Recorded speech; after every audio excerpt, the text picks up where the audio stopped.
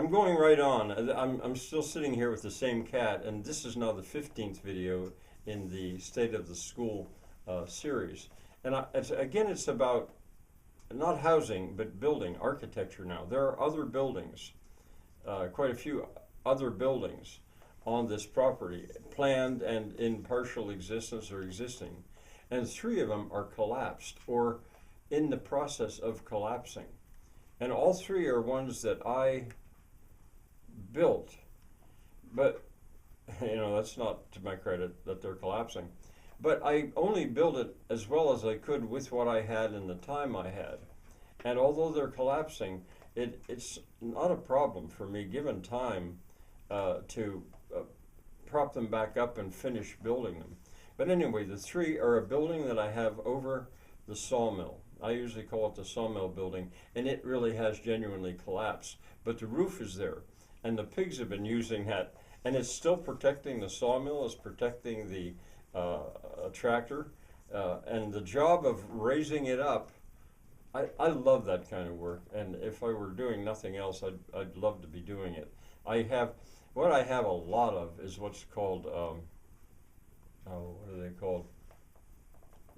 Cribbing. Crib blocks that you use for cribbing. You jack it up a little bit, put cribbing, add cribbing, jack it up.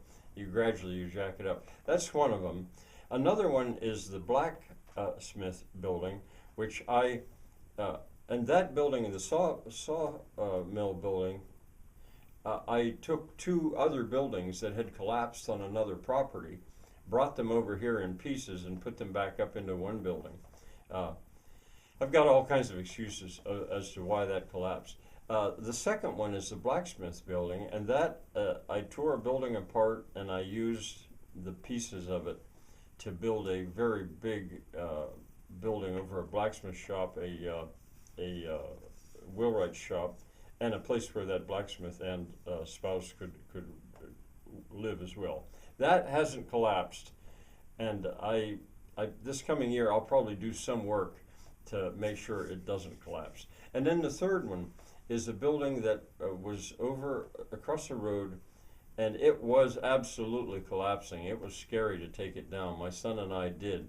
My grandfather had built it, and he built it fairly well, but he didn't have braces in it. And then they raised the road level. And when the road level came up, it changed the drainage, and it made it so you couldn't get down to the building to put hay in the upstairs. He built it as a heifer barn to keep young cattle across the road. Well, when the property was divided between us and my cousin, that land was going to go to my cousin. And I knew she did not have the will or the wherewithal to save that building. And so I hastily tore it down, brought it over, and put it back up. It's down over a water wheel site, and I think of it as the curator's house, because that wouldn't just be a hut, that would be a little house. To the extent that this school could be like a museum, I think, why not have a curator? That would be a place where a curator could live. So there are three collapsing buildings.